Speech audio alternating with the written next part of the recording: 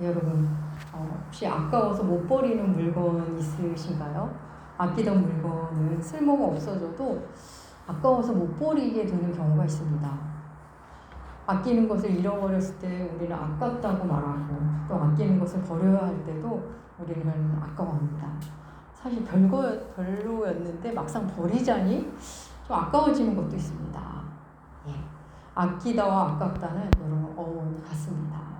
사람마다 아끼는 것, 아까워하는 것이 조금 다릅니다. 아이는 굉장히 아끼는 건데 어른이 보기에는 너무 하찮은 것이 있는가 하면 부모님은 애지중지하는데 자녀가 보기에는 그냥 빨리 버려야 할 것처럼 보이는 것도 있습니다. 하나님은 과연 무엇을 아끼고 무엇을 아끼지 않으실까요? 네, 우리는 계속 베드로후서를 함께 하고 있습니다. 지난주는 거짓 교사의 대표적 특징을 함께 나눴는데 오늘도 같은 맥락인데 거짓 교사와 거짓 세상을 하나님이 어떻게 대하시는가를 우리에게 들려줍니다.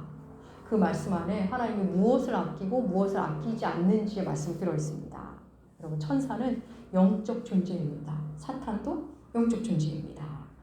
천사와 사탄은 이 땅의 다른 피조물과는 달리 하나님께서 어떻게 창조하셨는지에 대해서 명백하게 성경에서 말해주지 않습니다. 다만 분명히 존재한다는 것. 천사와 사탄이 그리고 그들도 지금 활동하고 있다는 것만 알려줄 뿐입니다. 천사야 우리 편이니까 그저 존재만으로도 힘이 되지만 사탄이란 존재는 언제 어떻게 생겼는지 도대체 왜 생겨난 건지 우리가 궁금할 때가 있습니다. 이 역시도 성경이 명확히 얘기는 하진 않죠. 다만 사탄이 지금도 활동하고 있고 우리로 하여금 하나님과 멀어지도록, 하나님의 말씀과 멀어지도록 하는 일을 과업으로 삼는 존재라는 것, 그것을 분명히 말해줄 뿐입니다. 사탄으로 대표되는 악한 영적 존재, 그 존재가 어떻게 시작됐는지 알 수는 없지만 천사 중에 범죄한 천사가 어떤 악한 존재가 되었다고는 성경이 말하고 있습니다. 오늘 본문에도 나옵니다. 범죄한 천사에 대해서 나옵니다. 하나님께서 범죄한 천사를 용서하지 않으셨다고. 옛세상도 용서하지 않으셨다는 말이 나오는데 이 새 번역에서는 용서하지 않으시고를 아끼지 않으시고로 번역합니다. 새 번역으로 실어놨는데 주보 안쪽에 베드로후서 2장 4절 말씀 함께 볼까요? 베드로후서 2장 4절 새 번역입니다. 우리 함께 읽겠습니다. 하나님께서는 죄를 지은 천사들을 아끼지 않으시고 지옥에 던져서 사슬로 묶어 심판 때까지 어둠 속에 있게 하셨습니다. 예. 하나님이 천사라 해도 범죄하니까 아끼지 않으셨다. 그리고 친히 지으신 세상, 보시기에 힘이 좋았다고 하셔놓고는 그 세상도 아끼지 않으셨다고. 그 옛세상도. 이렇게 말씀하십니다.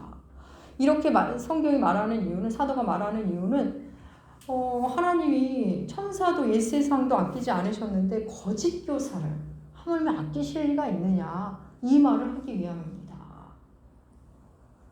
천사도 범죄하면 지옥에 던지시고 옛세상도 악으로 가득치면 멸하셨는데 하나님에 대해서 오해하게 만들고 하나님이 그렇게 사랑하는 사람과 하나님 사이를 멀어지게 하는 거짓 교사를 아끼실 리가 여러분 없습니다. 그런데 하나님께서 그 옛세상을 멸하는 중에 아끼지 않고 멸하시는 중에 아끼는 사람이 나옵니다. 하나님이 도대체 어떤 사람을 아끼실까요? 먼저는 한 사람은 노아의 홍수로 유명한 노아고 한 사람은 아브라함의 조카로 알려진 롯입니다. 한 사람은 홍수로 멸하실 때 살려내시고 한 사람은 도시가 멸망될 때 살려낸 사람입니다. 오늘은 이 두 사람에 대해 잠깐 살펴볼 겁니다. 먼저 노아입니다. 하나님은 노아에게 세상을 물로 심판할 거라고 알려주시고는 방주를 지으라 하십니다. 땅의 모든 동물들이 들어가야 하기 때문에 축구장보다 큰 방주를 노아가 짓게 됩니다. 노아는 오랜 시간 방주를 짓습니다. 그 가족과 함께. 그런데 방주 짓는 것 말고 또 하는 일이 하나 더 있습니다. 무슨 일을 했을까요? 노아는 의를 전파했습니다.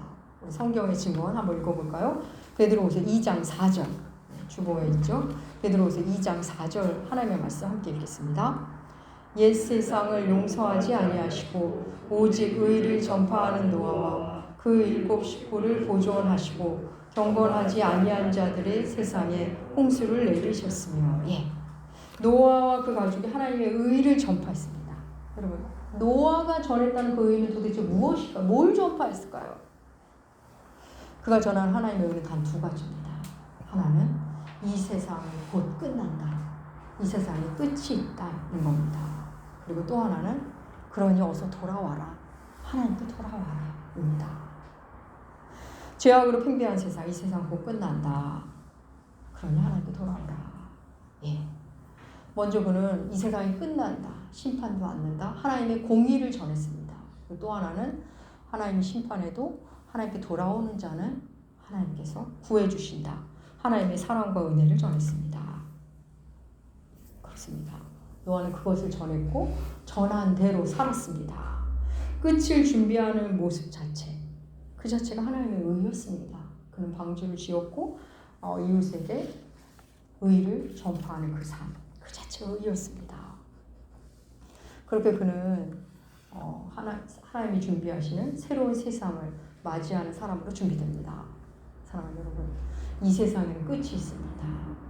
우리가 살아있을 때 끝이 혹 안 온다 해도 우리 개인의 삶에 모두 끝이 있습니다.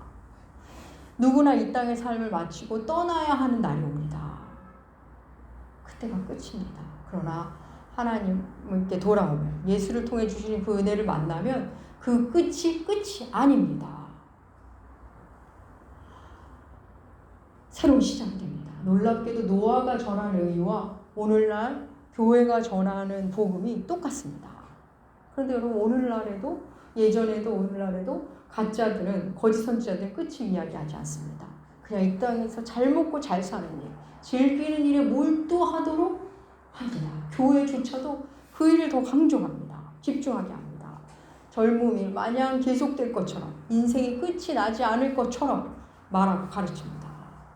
사랑하는 여러분, 그리스도인들은 죽음을 이야기하는 게 자연스러운 사람들입니다. 그리스도인들에게 죽음은 재수 없는 이야기, 불쾌한 이야기가 아닙니다. 그냥 준비해야 할 또 다른 시작입니다. 거짓 교사들은 이 땅의 삶이 전부인 양, 보이는 것이 전부인 양 살아가게 합니다. 성경에서 거짓 교사들은 끝을 이야기하지 않는다, 이런 메시지가 나오자 이번에 어떤 이단이 나오는지 아십니까? 오로지 끝만 이야기하는 이단이 나옵니다.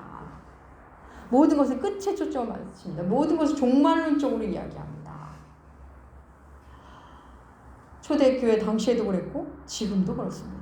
여러분, 신학에는 기독론, 성령론, 신론, 인간론, 교회론, 다양한 것들이 있습니다. 그런데 아무것도 얘기하지 않고 다른 거는 말하고 선포하지 않은 채 오로지 종말론에만 초점을 맞춥니다. 그래서 사람들의 일상을 무너뜨리고 가정도 직장도 아무것도 아니냐, 현재의 삶을 다 망가뜨리는 그런 이단들이 오늘날에도 있습니다. 다시 노아 이야기로 돌아가 볼까요? 온갖 속임수와 거짓이 팽배한 그 세상에서 하나님의 의를 전한 노아, 그가 100년 넘게 의를 전파했는데 여러분, 그의 메시지는 인기가 없었습니다. 그 가족 외에는 한 명도 돌아선 사람이 없습니다. 어느 누구도 노아의 말을 진지하게 받아들이지 않았습니다. 노아는 방주 짓는 내내 그 주변 사람들에게 어떤 취급을 받았을까요? 미친 노인네 취급을 받았을 겁니다. 성인씨란 미친 노인네와 그 가족, 쉼없이 일하고 쉼없이 하나님 이야기를 하는, 간절하고 진실된 눈빛으로 다가와서 말하는 가여운 미친 노인네 취급을 받았을 겁니다. 미쳐도 곱게 미치지 왜 저렇게 힘들게 미칠까? 하루 종일 노동을 하고 하나님 얘기를 하고 심판이 있다고 얘기하고 왜 저럴까? 사람들이 그랬을 겁니다. 그는 인기가 없었습니다.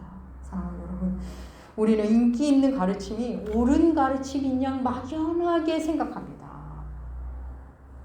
사람들이 많이 모이기만 하면, 화려하기만 하면 그게 옳음이라고 우리도 모르게 자꾸 마음이 가고 쫓아가는 걸 합니다. 어떤 분이 저에게 그러시더라고요. 대형교회를 선망의 대상이신 것 같더라고요. 선망하는 것 같아요. 결국 지금 대형교회에 속한 분이긴 한데, 사람들이 그렇게 많이 모이니 뭔가 있는 게 아니겠냐고. 그리고 그곳에 있는 목사님도 멋있고 그곳에서 헌신하는 사람들도 얼마나 멋지고 아름다운지 모른다고 그런 얘기를 저에게 수년 전에 하신 분이 있습니다. 여러분 이런 말이 있습니다. 좀 기억해 두셔도 좋을 것 같습니다. 진실은 언제나 교수대에 오르고 거짓은 언제나 왕좌에 앉는다. 역사 속에서 나온 말이죠. 여러분 많은 사람들이 숫자에 속습니다. 수가 때때로 얼마나 위험한지 모릅니다. 하나님은 수를 죽이시는 하나님입니다. 성경에 많이 나오죠. 대표적인 그 49마리의 양과 한 마리 양만으로도 우리는 알 수 있습니다. 하나님은 수를 죽이시는 분입니다. 근데 세상은 수가 많을수록 좋은 거라고, 넓을수록 좋은 거라고, 높을수록 좋은 거라고 말합니다. 하나님 반대입니다. 그 많은 지구상의 수많은 민족 중에 하나님이 이스라엘 민족을 선택하신 이유, 신명기에 나오죠. 너희가 수가 적기 때문이라고 말씀하셨습니다. 수가 적어서 택했다고. 우리 주 예수 그리스도도 이 땅에 계실 때 제자를 12명만 삼으셨습니다. 12명만을 제자로 삼으셨고 그 중에 한 명은 또 실패하셨습니다. 여러분 기독교는 수를 채우는 종교가 아닙니다. 교회가 수를 목적으로 삼을 때 교회는 부패하기 시작합니다. 우리의 영은 쇠해지기 시작합니다. 그리스도인은 한 사람 한 사람을 귀하게 여기는 사람이고 교회는 한 영혼 한 영혼을 귀하게 여기는 곳. 그래서 그 한 영혼이 한 사람이 하나님을 만나도록 도와주는 곳이 교회이고 그리스도인입니다. 아무리 수적으로 우세해도 세상의 흐름이 그렇다 해도 세상에 박수를 친다 해도 하나님이 아니라고 하면 아닌 겁니다. 그런데 문제는 수가 적다는 게 우리에게 때로 가혹하게 다가온다는 겁니다. 심지어는 시련으로도 다가옵니다. 그런데 여러분 진리의 길은 언제나 고독한 길입니다. 진리는 세상이 박수 쳐주지 않습니다. 진리는 때때로 우리를 고독하게 몰아가고 우리를 가혹한 자리에 몰아넣기도 합니다. 하나님은 하나님의 의를 전파하는 삶을 사는 노아를 아끼셨습니다. 그리고 그를 살리셨고 그를 통해 새로운 시작을 하셨습니다. 하나님이 아끼신 두 번째 인물 롯. 우리는 아브라함의 조카 롯에 대해 이미지가 좀 안 좋습니다. 삼촌 아브라함이 땅을 선택하라 하자 좋고 기름진 땅을 선택해서 삼촌을 그냥 떠나버린 조카. 또 아무리 술에 취했다고는 하지만 딸과 동침한 사람. 도무지 경건한 구석이라고는 찾아보기가 어렵습니다. 그런데 오늘 본문은 여러분 롯에 대해 다르게 말합니다. 한번 볼까요? 베드로후서 2장 7절과 9절 말씀. 주보에도 실었습니다. 베드로후서 2장 7절과 9절 말씀 함께 읽겠습니다. 무법한 자들의 음란한 행위로 말미암아 고통당하는 의로운 롯을 건지셨으니 이는 이 의인이 그들 중에 거하며 날마다 불법한 행실을 보고 들으므로 그 의로운 심령이 상하리라. 롯을 의로운 롯이라고 말합니다. 하나님이 의로운 롯을 건졌답니다. 롯의 고통이 나오죠. 소돔과 고모라에 살면서 그 도시 사람들의 행실로 인해 고통을 당했다고 성경이 말합니다. 여러분 우리 성경을 믿는 사람이잖아요. 성경이 롯이 의롭다고 말했습니다. 그가 심령이 상했답니다. 고통당한 롯, 마음 상한 롯, 그의 고통은 심령의 고통입니다. 그는 먹는 문제로 고통당하거나 매를 맞는 등의 어떤 물리적인 고통을 당했다는 말씀이 아닙니다. 그들은 무법한 자의 행실을 보고 들음으로 마음이 계속 상하며 고통당했습니다. 여러분 마음이 상한다. 마음이 상처를 입는 거죠. 우리는 육신에만 상처를 입는 게 아니라 마음에도 상처를 입는 존재입니다. 그런 말이 있더라고요. 육신의 상처는 시간이 지나면 치유가 되지만 마음의 상처는 시간이 지나서 더 깊어지기도 한다. 그런 말이 있죠. 아무튼 우리는 마음의 상처를 입는 사람들입니다. 근데 이 마음의 상처, 마음의 상함에는 두 가지 차원이 있습니다. 이걸 우리가 좀 분별하면 좋겠습니다. 첫 번째 한 차원은 마음에 힘이 없어서 상처를 받는 겁니다. 별것 아닌 일에 마음의 상처를 받는다면 마음의 힘을 키워야 합니다. 영적 근육을 키워야 합니다. 영의 근육이 약한 사람들은 아무것도 아닌 일에 마음이 상합니다. 별거 아닌데도 그 사람에게만 가면 그게 큰일이 돼서 스스로 그거를 자기 찌르고 상처를 만듭니다. 영이 너무 약하고 영적 분위기가 없어서 그렇습니다. 이런 사람에게는 참 말하기가 어렵죠. 대화가 쉽지 않습니다. 이런 사람들이 상처받았다는 말은 날 좀 돌봐달라는 얘기입니다. 돌봄이 더 필요한 사람입니다. 다른 한 차원은 예수의 영으로 인해 영이 섬세해져서 받는 상처입니다. 이 상처는 영이 강해져서 받는 상처입니다. 그런 심령은 하나님이 받는 그 상처를 같이 받는 겁니다. 예수님이 받는 상처를 함께 받는 겁니다. 나 개인을 위한 그런 요령으로 상처를 받는 게 아니라 하나님 나라를 위해 받는 상처입니다. 그런 사람은 돌봄이 필요한 게 아니라 사역의 동반자, 동역자가 필요합니다.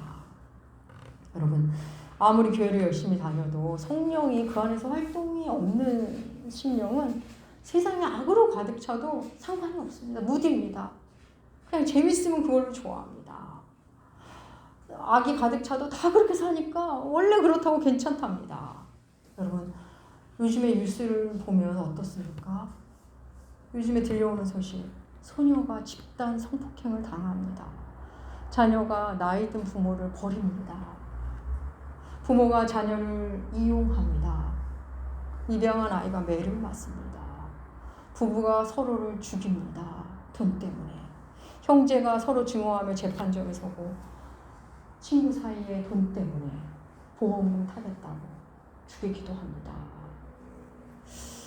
그럼 이 얼마나 힘겨운 소식입니까? 영화와 들으면 또 어떻습니까? 주인공이 아닌 사람은 언제든지 언제 죽을지 모릅니다. 그리고 죽는 게 당연한 것처럼 생각합니다. 잔인하게 죽이고 잔인한 방법으로 죽이고도 옳으냐 행세를 합니다. 사람을 죽이고도 밥을 먹고 춤을 춥니다. 너무 오랫동안 많은 사람들이 그걸 보고 나서 이 사회가 무감각해졌습니다. 한두 명 죽었다는 거는 소식, 그냥 아무렇지 않은 소식 같습니다. 몇십 명 죽어야 이렇게 보는 세상이 되었습니다. 여러분, 하나님 없이 사는 사람들, 악다구니를 하며 살아가는 사람들, 하나님 보란 듯이 악을 행하고 하나님께 등을 돌리며 반응하며 사는 인생들, 그 모습이 정상량 알고 사는 사람들, 여러분, 그 사람들의 영이 점점 굳어져 갑니다. 그런데 예수 중심의 사람, 말씀을 듣고 읽는 사람들은 세상에 그런 모습이 너무 고통스럽게 다가옵니다. 제가 우리 교우님들 외에 만나는 분들 중에는 사람들을 섬기다가 깊은 상처를 입으신 분들이 대부분입니다. 어디 털어놓을 때가 없는 분들이 많습니다. 털어놨다가 그 메아리가 감당이 안 될 것 같아서 끙끙 앓는 분들이 많습니다. 오랜 시간 함께하며 아낌없이 자기를 주었는데, 에너지를 주고 재정을 드렸는데 깊은 상처만 남기고 떠나간 사람들, 밑빠진 독에 물 붓는 것 같은 사역의 현장. 그분들의 이야기를 들으면 어떤 분의 경우 저는 이분이 지금 예수의 고통을 함께 하는구나 라는 생각이 듭니다. 그 상한 마음, 그 상한 심령, 하나님이 받으실 아름다운 심령임을 확신하며 돌아올 때가 많습니다. 여러분, 상한 심령. 너무 그 단어가 싫을 수 있는데 우리 상한 심령이 얼마나 귀한 건지 한번 볼까요? 시편 51편 17절 말씀. 주보에 실었습니다. 시편 51편 17절 다윗의 시죠. 우리 함께 읽겠습니다. 하나님께서 구하시는 제사는 상고 통하는 마음을 주께서 멸시하지 아니하시리이다. 하나님이 원하시는 제물이 상한 심령이랍니다. 여러분, 마음이 상했을 때 예배 드릴 때 더 은혜 받을 때 많으시죠? 그 내 상한 마음이 제물이 된 겁니다. 이 시편 51편은 다윗이 왕이 된 후 우리아의 아내를 범한 이후에 그 죄를 선지자 나단을 통해 지적받았을 때 통회하면서 쓴 시입니다. 다윗은 충성스러운 부하장수 우리아의 아내를 범합니다. 그리고 그 우리아의 아내가 자기 아이를 임신하자 자기 죄를 은폐하기 위해 우리아를 전쟁터에서 죽이라고 명령합니다. 충신의 아내를 범했고 충신을 죽입니다. 그리고도 아무렇지 않게 살아갑니다. 그러던 어느 날 선지자 나단이 와서 그의 죄를 지적합니다. 선지자 나단의 말에 자신의 죄를 발견하고 마음 깊은 고통을 느끼게 됩니다. 선지자의 말을 듣기 전까지는 아무렇지 않게 죄를 범하고도 아무렇지 않게 뻔뻔스럽게 살던 그가 선지자의 말을 듣고 갑자기 상한 심령이 됩니다. 통회하는 심령. 자기 죄를 보니 너무너무 고통스러운 겁니다. 여러분, 하나님께 반응하는 사람은 죄에 마음이 상합니다. 자신이 어떤 존재인지를 발견하며 깊은 고통을 느낍니다. 거짓된 세상을 보며 황폐된 사람들의 마음을 느끼면서 그걸 바라보는 하나님의 고통을 느끼는 겁니다. 망가진 세상을 보며 마음이 상합니다. 그런데 여러분, 이쯤 되면 하나님, 그러면 우리 마음 상하게 하지 말고 이 악한 세상을 좀 끝내버리시지, 악한 사람들을 좀 버려주시지, 왜 가만두시는 걸까요? 왜 저들을 멸하지 않고 빨리 죽게 하지 않고 또 왜 이렇게 오래 사는 걸까요? 이런 생각이 드실 겁니다. 많은 믿음의 선배들이 궁금했던 겁니다. 성경 안에도 있죠. 오늘 본문도 이에 대해서 답합니다. 베드로전서 2장 9절 말씀 우리 함께 읽겠습니다. 주께서 경건한 자는 시험에서 건지실 줄 아시고 불의한 자는 형벌 아래에 두어 심판 날까지 지키시며. 예. 불의한 자를 당장 벌 주시지 않고 형벌의 날까지 지키신다는 표현을 합니다. 지켜주신다. 그들을 심판하시라고. 멸망의 날 완전히 그들을 심판하시라고 지키신답니다. 그럼 악인들이 왜 잘 되는지 이제 조금 답이 오십니까? 왜 불행 속에서 또 일어나는지 보이십니까? 더 구체적인 말씀이 베드로후서 3장 7절에 나옵니다. 제가 주보에 베드로 전설하기 싫었는데 둘 다 그랬네요. 베드로후서 3장 7절입니다. 네, 함께 읽겠습니다. 이제 하늘과 땅은 그 동일한 말씀으로 불살기 위하여 보호하신 바 되어 경건하지 아니한 사람들의 심판과 멸망의 날까지 보호하여 주시는 거죠. 예, 하나님이 경건하지 않은 사람, 불의한 사람들을 보호하신답니다.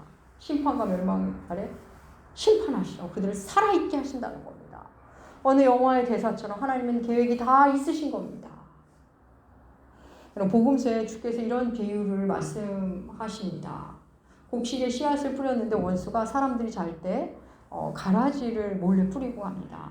싹이 나고 결실을 하자 곡식도 자라고 가라지도 자랍니다. 종이 주인에게 가서 좋은 씨앗을 뿌렸는데 가라지까지 나왔네요. 주인님, 가라지를 뽑을까요? 그래서 주인이 말합니다. 그냥 두어라. 가라지를 뽑다 곡식까지 뽑힐 수도 있으니 그냥 두어라. 추수날에 가라지는 뽑아서 불사르고 곡식만 곡간에 두자꾸나. 이렇게 말합니다. 복음서의 이 비유와 오늘 거짓 선지자에 대한 말씀이 여러분 동일합니다. 하나님은 반드시 그들이 잘 되는 이유, 보존하는 이유, 하나님 심판날에 벌하기 위하십니다. 사랑하는 여러분, 그들을 벌하는 것 하나님이 알아서 하십니다.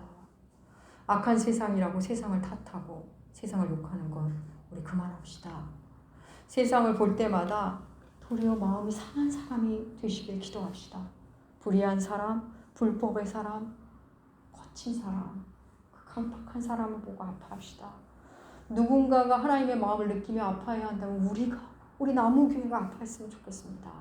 여러분, 고통을 당하고 마음이 상하는 것은 십자가를 질 때 나타나는 증상이고 결과입니다.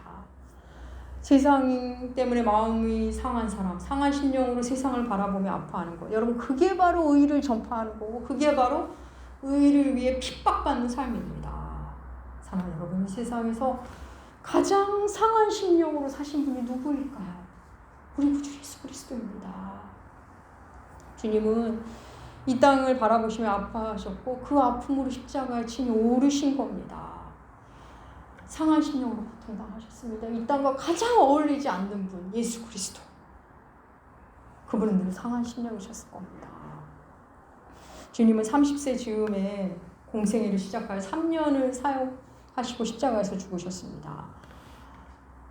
제 생각이긴 하지만 우리 주님은 십자가가 아니어도 도무지 이 땅에서 오래 살지 못하셨을 겁니다. 너무 마음이 아프고 너무 마음이 상하셔서 그 상한 마음으로 이 땅에서 살기 어려우셨을 겁니다.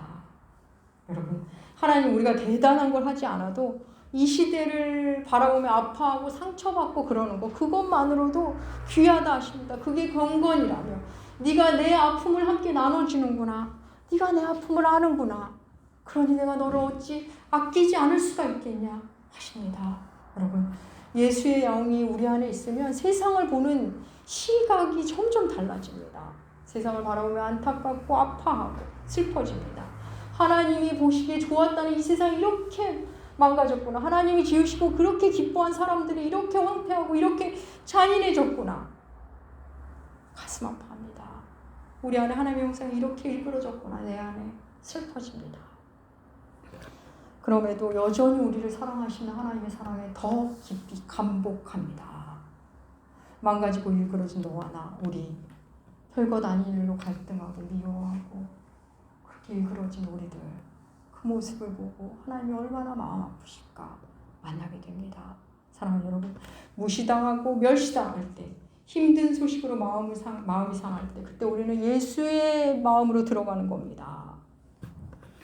예수의 아픔에 들어가면 하나님의 깊은 위로와 하나님의 은혜와 사랑을 한층 더 깊게 만나게 됩니다. 사랑하는 남우교회 교우 여러분, 하나님이 아끼는 사람, 예수의 영, 성령의 인도하심에 따라 사는 사람입니다. 예수가 아파하는 일을 함께 아파하는 사람입니다. 주께서 여러분을 얼마나 아끼시는지 만나시면 좋겠습니다. 그러면서 그 주님이 여러분을 아끼시는데 아낌없이 반응하며 사시는 여러분들, 그리고 남교회 되시기 주의 이름으로 축복합니다. 기도하겠습니다. 하나님, 우리를 위해 아들을 주시고 우리를 아들 삼아 주시는 주님 감사합니다. 주께서 그렇게도 사랑하신 사람, 그렇게 지으시고 좋아했던 사람과 세상 더 잘 사랑하고 주님 그 아픔에 함께하고 싶습니다. 예수라는 의를 전하고 상한 심령으로 더욱 주를 예배하게 하여 주시옵소서. 감사드리며 존귀하신 예수님의 이름으로 기도합니다.